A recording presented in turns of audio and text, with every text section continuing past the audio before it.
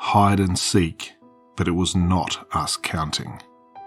By Dark Story Times. Hey, no sleep readers on Reddit. I've always enjoyed scrolling through the sub, often brushing off most posts. But after what I experienced recently, I've realised that some stories are more than just a story. I'm in my late teens and I always get stuck babysitting my 9-year-old brother and 7-year-old half-sister whenever our parents go out for their date nights. Typically, they play while I'm distracted, either on my phone or lost in a binge-watch session. That evening, they decided to play hide and seek. My sister, the youngest, started counting while my brother hid.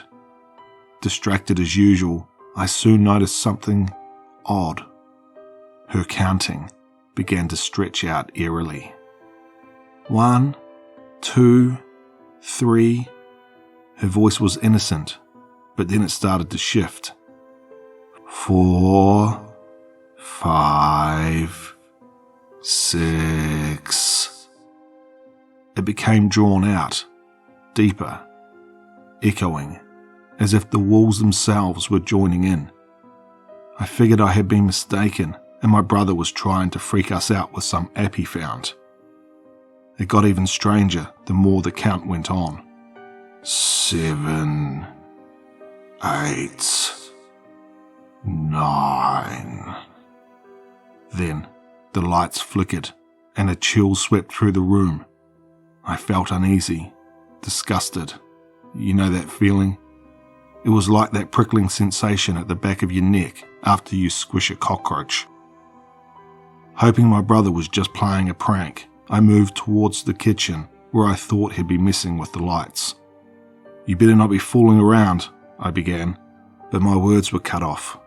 A deep and bone-chilling voice, certainly not my brother's, boomed. 10. Darkness engulfed the room. I was frozen in place, as I can only describe the air becoming heavy, and I realized I was holding my breath, trying to listen. But there was simply nothing. Silence. There was no background noise, no air being pushed out of the vents, no creaking of the old house, and no sound from outside. Just the beating of my heart echoed from the blood pumping through me. I fumbled for my phone, but the flashlight would not turn on. I was down to 3% and the damn battery saver would not let me use it. I'd accidentally blinded myself in bed last night when I went to Google something. I launched Chrome with its bright default screen. It wasn't much, but it was enough for a light source. The meager light from my phone revealed glimpses of our familiar home, but it looked alien in the dim light. The silhouettes of the living room furniture loomed like strange creatures. Our cozy family pictures on the wall appeared distorted and ghastly. The soft, plush carpet felt cold underfoot, and the smell wasn't the familiar scent of our home, but something stale and ancient. I turned to walk towards the bedrooms, and it almost looked like shadows ran across the walls and away from the light as soon as I held up my phone.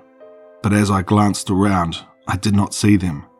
It could have just been my imagination, but I could not help but feeling like something sinister was hunting, and we were the prey.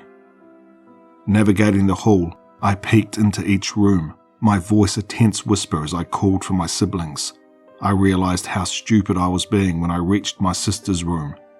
I looked down at my phone to call my little brother's cell and noticed I had several texts from him. I had not heard it. There had been no sound apart from them calling out to me. "Was that you? Lucy is crying. Are you okay? This isn't a joke. Don't respond, just get out. Outside, now," the last one read. As a scent of mildew or mold filled the air, I looked up and heard the bedroom door open behind me. It was a few feet from where I was, but I knew the creak of its hinges. I slowly turned as my phone died. I glanced down to see it powering off and looked up as the silence was shattered. The hush gave way to whispers, 1,000 overlapping voices yelling at me from far away. Then they all snapped into sync, and 2 words were clear and meant for only me. Found you. The sheer clarity of the whispered words sent chills through me. Hopeless, I ran. My hand was against the wall, looking for a turn leading me back to the living room. I should have only had to walk a dozen steps, but the hall didn't seem to end. Whatever had been behind me blocked out any light shining in through the windows, and it was pitch black. I ran and ran, but the hall seemed to have no end. I was crying, yelling my brother and sister's names, calling out for them, praying they'd answer. All I could hear in response was a rustling, moving closer like something was being dragged towards me. After what felt like an eternity, I stumbled out the front door.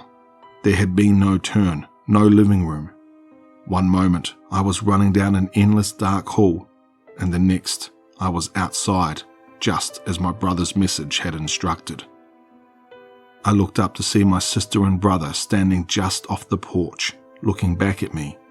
Their eyes were wide with terror, faces pale as if drained of all blood. Their hands were clutching each other, knuckles white from the pressure.